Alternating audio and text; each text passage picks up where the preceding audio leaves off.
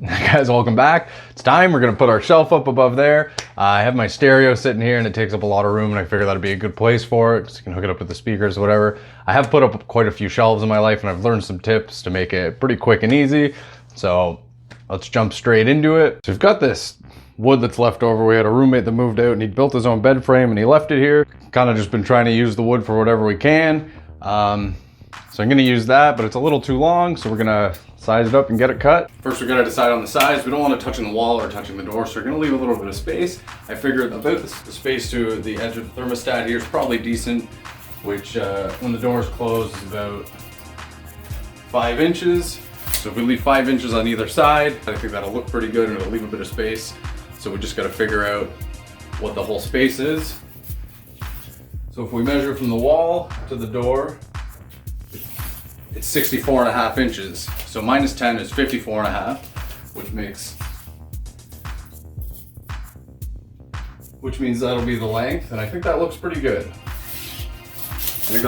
So that's what we're gonna cut it to. Back to my magical workshop outside. I put my drop sheets back up to try and avoid making as much of a mess as I possibly can. And I've got this set up on planters where the part I'm cutting off is hanging over, so the planter acts as almost like a fulcrum point. So in the weight of the wood, after it gets cut, it'll fall and it won't pinch. And we can make a clean cut without too much trouble. So let's measure it off, mark it, and cut it.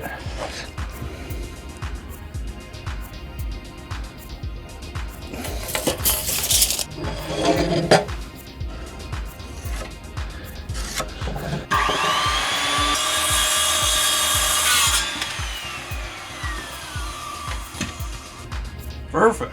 I gotta figure out the height. We want it high enough that it leaves some space here above Puff's tank and the fish tank, but we don't want it so high that it's like a struggle to reach and grab stuff off of. So I'm just gonna hold it up and test it out and see what I think. And I think that looks pretty good. I'm just gonna put a little mark. So I just put a little mark there to get a rough height. It doesn't have to be exact because I'm not that picky, but now I'm gonna use that mark to determine the height of the hangers, because that's the bottom of the wood. But first we have to center everything. I'm gonna measure off the whole space and put a center line. So it's 64.5, which makes it 32.25, so that'll be our center.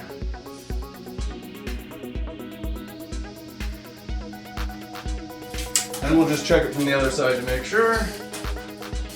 We're right on, perfect. Okay, so our piece of wood is 54.5. So the halfway of that is 27.25. So we're gonna mark that off.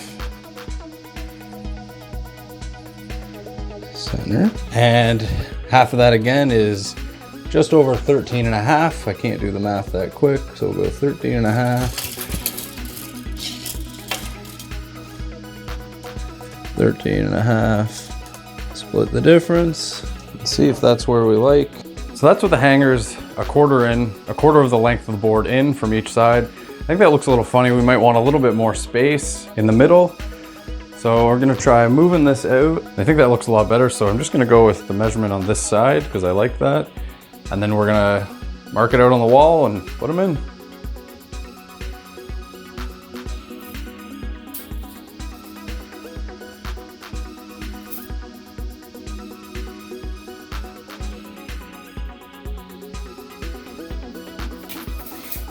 I'm just gonna carry those lines across with the level so we can mark out where the top of each hanger is gonna go. Then we can mark the holes and get drilling.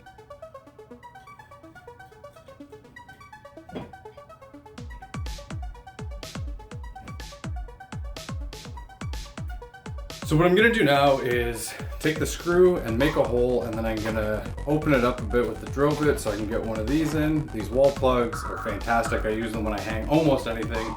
Each one holds up to 60 or 70 pounds depending on the brand. So you can put pretty much anything off it without really having to worry about it. I worked for a high-end furniture company once and I've hung mirrors the size of this entire wall with only a few of these. They're great and I highly suggest using.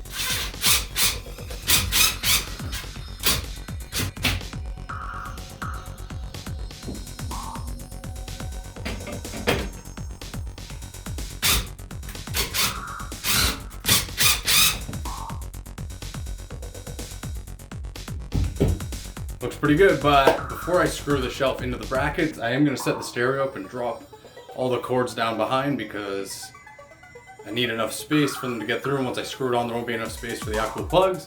So I'm gonna do that and then screw it in, set it all up, and we'll see what it looks like.